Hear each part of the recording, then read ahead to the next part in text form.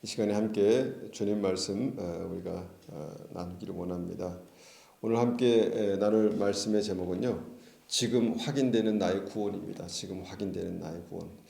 우리는 살면서 내가 구원받았는가라는 그런 질문을 많이 합니다. 가끔 합니다. 이것이 우리의 삶 가운데 분명하게 확인될 수 있는 그 방법이 있다는 것이죠. 내가 지금 구원받았는가? 많은 사람들은 이것을 구원의 확신이라고 합니다. 확신을 말하는데, 그런데 성경을 보니까 이 확신보다 좀 다른 포인트를 말씀하는 것을 보게 됩니다. 오늘 그 중에 하나를 우리가 보기 원합니다. 마태복음 25장 31절에서 46절까지 말씀입니다. 마태복음 25장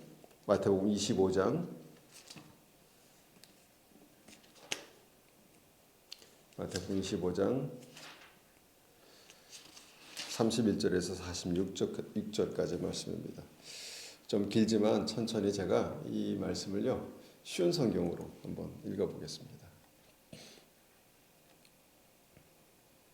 이 말씀은요, 우리가 마지막 때 주님께서 보좌에 앉으셔서 천국 갈 사람들과 지옥 갈 사람들을 심판하시는 그런 장면에 대한 말씀이죠. 31절부터 받들어 읽겠습니다. 인자가 모든 천사들과 함께 영광 가운데 다시 와서 영광의 보좌에 앉을 것이다. 그때 세상 모든 나라가 그 앞에 모일 것이며 목자가 양과 염소를 구분하듯이 인자가 사람들을 나눌 것이다. 인자는 자신의 오른쪽에는 양을, 왼쪽에는 염소를 둘 것이다. 그때 왕의 오른쪽에 있는 사람들에게 말할 것이다. 내 아버지께로부터 복을 받은 너희들이여, 와서 세상이 만들어질 때부터 하나님께서 너희를 위해 준비하신 나라를 물려받아라. 내가 배가 고플 때 너희는 내게 먹을 것을 주었다. 내가 목마를 때 너희는 마실 것을 주었다. 내가 나그네로 있을 때 너희는 나를 초대해 주었다. 내가 헐벗었을 때 너희는 내게 옷을 입혀 주었다. 내가 아플 때 너희는 나를 돌보아 주었다. 내가 감옥에 있을 때 너희는 나를 찾아봐 주었다. 그때 의로운 사람들이 그에게 대답할 것이다. 주님, 언제 주님께서 배고프신 것을 보고 우리가 음식을 주었습니까? 언제 목마른 것을 보고 마실 것을 주었습니까? 언제 나그네 된 것을 보고 우리가 초대하였습니까? 언제 헐벗어진 것을 보고 우리가 옷을 입혀 주었습니까? 언제 감옥에 있는 것을 보고 또 아프신 것을 보고 우리가 찾아갔습니까? 그때 왕이 대답할 것이다. 내가 너에게 진정으로 말한다. 보잘것없는 사람에게 한 일, 곧 너희가 이 형제들 중에 가장 보잘것없는 사람에게 한 일이 곧 나에게 한 것이다. 그리고 나서 왼쪽에 있는 사람들에게 이렇게 말할 것이다. 저주받은 자들아, 내게서 떠나 악마와 그 부하들을 위해 준비한 영원한 불에 들어가라. 내가 배고플 때 너희는 내게 아무것도 주지 않았다. 내가 목마를 때 너희는 마실 것도 주지 않았다. 내가 나그네 되었을 때 너희는 나를 초대하지 않았다. 내가 헐벗었을 때 너희는 내게 아무것도 입혀주지 않았다. 내가 아플 때 감옥에 있을 때 너희는 나를 돌보지 않았다. 그때 그 사람들이 대답할 것이다. 주님, 언제 주님이 배고프거나 목마르거나 나그네 되었거나 헐벗었거나 아프거나 감옥에 있는 것을 보고 우리가 돌보지 않았습니까? 그때 왕이 대답할 것이다. 내가 너에게 진정으로 말한다. 이 사람들 가운데 가장 작은 자 한 사람에게 하지 않은 것이 곧 나에게 하지 않은 것이다. 이 사람들은 영원히 형벌을 받게 될 것이다. 그러나 의로운 사람들은 영원한 생명에 들어갈 것이다. 오늘 본문 말씀은요, 이 땅에서 생을 마치고 주님 앞에 서서 심판을 받는 마지막 심판의 장면을 우리에게 보여주고 있습니다. 본문의 핵심이 무엇입니까? 그 사람들의 믿음이 천국에 들어가는 믿음인가 아닌가에 대한 기준을 보게 된다는 것입니다. 근데 이 말씀에 충격적인 사실이 한 가지 더 있습니다. 예수님을 주님으로 아는데도 지옥 가는 사람들이 있다는 것이죠. 그 지옥 가는 이들에게 주님께서 말씀합니다. 지옥 가는 이들이 주님께 말하죠. 주님, 우리가 언제 주님께서 배고프거나 목마를 때 주님을 돌보지 않았습니까? 그들은 예수님을 주님이라고 부르고 있습니다. 스스로 믿음에 대해서 자신의 믿음에 대해서 자신감이 있었다는 것입니다. 더 황당한 사실은 그 지옥 가는 사람들이요, 자신은 온전한 크리스찬이다라는 그런 자신감, 자부심이 있었다라는 것입니다. 아마 구원의 확신이 있었기 때문에 그런 것이 아닐까 생각합니다. 그러니까 죽는 순간까지 그들은 당연히 천국 갈 줄 알았다라는 것입니다. 그들이 죽는 순간까지, 반대로 말하면 죽는 순간까지 자기가 지옥 갈 것이라는 사실을 몰랐다는 것입니다. 그냥 죽어서 주님 앞에 서서 그 마지막 순간이 돼서야 결국 그들이 천국에 들어가지 못하고 지옥 갈 것이다라는 사실을 안 것입니다. 얼마나 안타까운 사실입니까? 얼마나 안타까운 사실입니까? 우리가 이 살아있을 때 이 말씀을 읽는다는 것, 이 말씀을 읽는다는 것은 얼마나 큰 축복이 아닌가 생각합니다. 여러분, 우리에게는 절대로 그런 일이 있으면 안 되겠습니다. 평생 예수님을 믿고 당연히 천국 갈 줄 알았는데 마지막 순간에 지옥이란 주님의 판결을 받으면 얼마나 큰 충격이겠습니까? 그래서 오늘 우리가 살아있을 때 본문이 주시는 주님의 진리의 말씀을 정신을 차려서 우리가 분별할 필요가 있습니다. 들을 필요가 있습니다. 우리에게는 그런 일이 절대로 일어나지 않아야 하기 때문입니다. 여러분, 예수 믿다가 지옥 가는 안타까운 믿음이 이런 믿음이 바로 야고보서 2장에서 말씀하신 그 믿음과 또한 통하는 믿음 아니겠습니까? 행함이 없는 믿음, 죽은 믿음이다. 그러니까 죽은 믿음이 있다는 것이죠. 죽은 믿음은 결단코 천국에 들어가지 못합니다. 그런데 그 행함이 없는 믿음을 이 마태복음 25장에서 이렇게 말씀하고 있다는 것입니다. 그렇다면 죽은 믿음을 가진 사람들의 특징이 무엇일까를 우리 말씀을 통해서 우리가 한번 생각해 볼 필요가 있다는 것이죠. 그들은 정말 악한 사람이었을까요? 그들은 정말 악한 사람이었을까요? 그들은 우상 숭배를 했다거나 살인자였다거나 아니면 간음하는 사람이었다거나 도둑질하는 그런 사람이었거나 그랬을까? 저는 아니었다고 봅니다. 왜냐하면 그들은 웬만한 신앙을 가지고 있었습니다. 스스로 그 신앙으로 말미암아 천국 갈 것을 확신했기 때문에 어느 정도 믿음이 있었다라는 것을 우리가 생각해 볼 수 있습니다. 그런데 주님께서 그들에게 뭐라고 하십니까? 안타깝지만 너희들은 천국에 못 들어간다.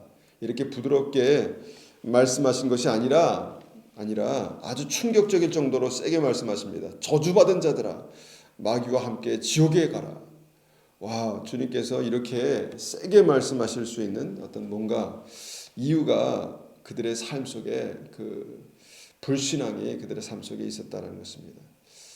주님께서 그렇게 차갑고 냉정하게 말씀하시는 분이 아니실 텐데 이렇게까지 성경에 뭔가 차갑고 냉정한 모습으로 심판하시는 그 기준을 우리가 좀 더 깊이 알기를 원합니다. 여러분, 오늘 본문에서 아주 냉정하게 단호하게 무겁게 너희들은 지옥이다 말씀하시는 그 이유가 무엇입니까? 핵심이 무엇일까요? 그 사람들의 지옥 가는 믿음의 특징이 있습니다. 특징. 지옥 가는 사람들의 특징. 특별히 믿음이 없어서 지옥 가는 사람들이 아니라 스스로 믿음이 있고 나는 천국 갈 것이다라고 확신하는데 그래도 주님께서 너희들은 저주받은 자들이다. 마귀와 함께 지옥에 가야 된다. 이렇게 말씀하시는 그 사람들의 특징, 그게 무엇입니까? 무엇이라고 생각하십니까? 그들은요, 주변 사람에 대해서 관심이 1도 없었습니다. 주변 사람들에 대해서 관심이 없었습니다. 물론 그들에게 중요한 사람들이 있었겠죠. 가족이나 친구들이나 그런 사람들에게는 분명히 관심이 있었을 것입니다. 그런데 그들 주변에 있는 뭔가 아주 작은 자, 별거 아닌 사람들, 배고픈 자, 목마른 자, 나그네, 헐벗은 자, 아프거나 심지어 감옥에 갇힌 자, 어떤 사람들입니까? 나의 작은 도움이 필요한 사람들, 그 주변 사람들에 대해서 1도 관심이 없었다는 것입니다. 여러분, 내 주변에는요, 무시해도 될 만한 사람들이 분명히 있습니다. 눈에는 뭐 들어오지만, 눈에 밟히지만 그렇게 뭐 신경 쓰지 않아도 될 만한 그런 사람들, 무시해도 될 만한 사람들이 있다라는 것입니다. 그들을 무시했다는 것이죠. 그들에게 대해서 크게 관심이 없었다는 것입니다. 그런데 주님은 왜 그리 심각하고 무겁게 이 사람들에 대해서, 이 작은 사람들에 대해서 돌아보지 않은 것이 정말 그렇게 지옥 갈 정도로, 저주받을 정도의 어떤 그런 문제라고 심각하게 말씀하시는 걸까요? 여러분, 이것이 중요합니다. 왜 그랬을까요? 왜 주님은 그 영혼들에 대해서 그렇게 무관심한 것이 지옥 갈 정도의 문제다, 이렇게 말씀하셨을까요? 저는 그 소외된 사람들, 그 작은 자, 그 사람들이 바로 구원받아야 할 한 영혼이었기 때문에 그렇다는 것입니다. 그들은 구원받아야 할 영혼들이었습니다. 하나님께서 피값으로 사셔서 구원하셔야 될 그런 영혼이었습니다. 그리고 그들을 나의 주변에 보내신 것입니다. 그들을 가난한 모습으로, 목마르고 헐벗은 어떤 그런 상태로, 누군가의 도움이 필요한 상태로 그렇게 내 주변에 보내셨다라는 것입니다. 그래서 그들에게 뭔가를 베푼다는 것은 무엇입니까? 이것이 복음입니다. 그들에게 사랑을 베푼다는 것, 그것이 복음입니다. 그들에게 복음을 전해서 그들의 생명을 구원해야 될 어떤 그런 책임이 나에게 있었는데 그것들을 아주 싸그리 깡그리 무시했다는 것입니다.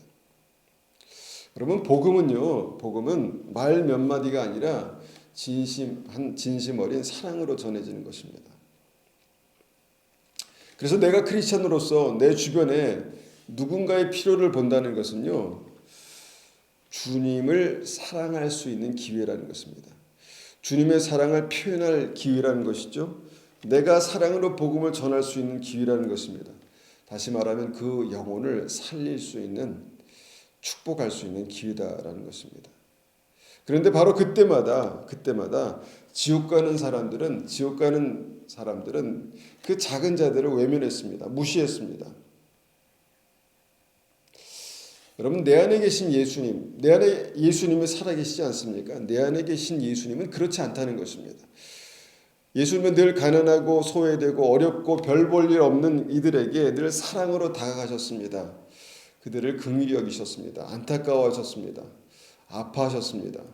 그리고 그들을 사랑으로 돌보셨습니다. 여러분, 이것이 복음입니다. 이것이 복음입니다. 주님께서 내 안에 계시고 성령께서 내 안에 역사하신다면 당연히 예수님이 나의 구주가 되시는 우리 삶은 주변 사람들에게 관심을 갖게 된다라는 것입니다. 주변 사람을 돌아보게 된다는 것입니다. 여러분, 내 안에 생명이 있다는 증거는요, 다른 사람에 대한 관심이 생긴다라는 것을 우리가 확인할 수 있습니다. 내 안에 생명이 있기 때문에 우리는 주변 사람들을 돌아보게 된다라는 것입니다. 여러분, 나 말고 다른 사람에게 관심이 없는 것, 이것이 엄청난 죄는 아니지만 그 안에 예수 그리스도의 생명이 없는 심각한 문제다라는 것을 지적하고 있는 것입니다. 그리고 그 증상, 그 문제의 증상이 바로 영혼을 사랑하지 않는 것이죠. 다른 사람에게 관심이 없는 것이죠. 여러분, 죄를 회개하지 않아도 지옥 가지만 믿음이 없어도 지옥 가지 않습니까? 믿음이 없는 것입니다. 믿음이 없는 증거는 다른 사람에 대해서 관심이 없는 것입니다. 여러분, 그래서 어떻게 하라는 것입니까? 어떻게 하라는 것입니까? 내가 믿음이 있다고 그렇게 확실히 믿고 내가 믿음으로 살고 있다라고 그렇게 고백하고 있다면 내가 살아있을 때 마치 주님을 섬기듯이 그렇게 내 주변에 가난하고 소외되고 뭔가 작은 도움이 필요한 그 사람들을 돌아보라는 것입니다. 내가 살아있을 때, 믿음이 있다고 고백할 수 있을 때 주변을 돌아보라는 것입니다. 주님께서는 내 주변에 나의 도움이 필요한, 나의 손길이 필요한 사람들을 반드시 붙이십니다. 아마도 그런 모습으로 주님께서 우리를 만나실 수도 있다라고 믿습니다. 여러분 주변을 둘러보면 분명히 나의 작은 필요가 나의 작은 도움이 필요한 사람들이 있을 것입니다. 여러분 그 사람들이 내 스타일이 아닐지라도 그 사람들이 내 삶에 크게 보탬이 되지 않을지라도 그들에게 작은 도움을 전하면서 사랑을 표현하는 그 순간 내 영혼 안에 정말 주님의 기쁨이 넘치게 될 것입니다. 내 안에 주님의 생명력이 역사하게 될 것입니다. 내 안에 주님의 소망으로 그렇게 채워지게 될 것입니다. 여러분 이것이 구원의 확신을 가지고 있었지만 결국은 주님께서 저주받은 자들아 지옥에 가라 너희는 지옥에 가게 된다라고 말씀하시는 그 사람들의 문제점이었다라는 것입니다. 여러분 우리가 어떻게 주님을 사랑할 수 있습니까? 주님을 어떻게 사랑할 수 있습니까? 주님께서 너희가 나를 사랑하기 원한다면 너희가 나를 사랑한다면 너희는 네 주변에 있는 그 작은 사람 너의 도움이 필요한 그 작은 사람을 돌아보라 라고 그렇게 말씀합니다. 여러분 이 현대의 어떤 그 특징이 뭡니까? 나만 생각합니다. 나만 집중해서 관심을 가지고요. 나에게 모든 관심이 집중되어 있습니다. 그리고 다른 사람에 대해서는 별로 관심이 없습니다. 뭘 하든 어떻게 살든 별로 관심이 없다는 것입니다. 심지어는 우리 주변에 믿는 사람들끼리도 그런 경우가 많다라는 것입니다. 이것은 정말 생명의 증거가 아닙니다. 이것은 사망의 증거입니다. 그래서 우리가 다른 사람을 돌아보는 그 믿음을 가지고 우리의 생명을 살리시기를 축원합니다. 그리고 또한 지옥 가는 그 순간까지도 자신이 천국 갈 거라는 확신으로 살았던 사람들이 또 있었죠. 마태복음 7장 한번 보겠습니다. 마태복음 7장 7장입니다. 7장 21절부터 24절까지 말씀입니다. 21절 받들어 있습니다. 나더러 주여 주여 하는 자마다 다 천국에 들어갈 것이 아니요 다만 하늘에 계신 내 아버지의 뜻대로 행하는 자라야 들어가리라. 그달에 많은 사람들이 나더러 이르되 주여 주여 우리가 주의 이름으로 선지자 노릇하며 주의 이름으로 귀신을 쫓아내며 주의 이름으로 많은 권능을 행하지 아니하였나이까 하리니 그때 내가 그들에게 밝히 말하되 내가 너희를 도무지 알지 못하니 불법을 행하는 자들아 내게서 떠나가라 하리라. 그러므로 누구든지 나의 이 말을 듣고 행하는 자는 그 집을 반석 위에 지은 지혜로운 사람 같으니. 여러분 이 말씀을 보면은 아버지의 뜻대로 행한다라는 것이 얼마나 많이 강조되었습니까? 그리고 아버지의 말씀을 듣고 주님의 말씀을 듣고 행하는 자는 그 집을 반석 위에 지은 지혜로운 사람이다라는 말씀을 합니다. 이 말씀도 보면은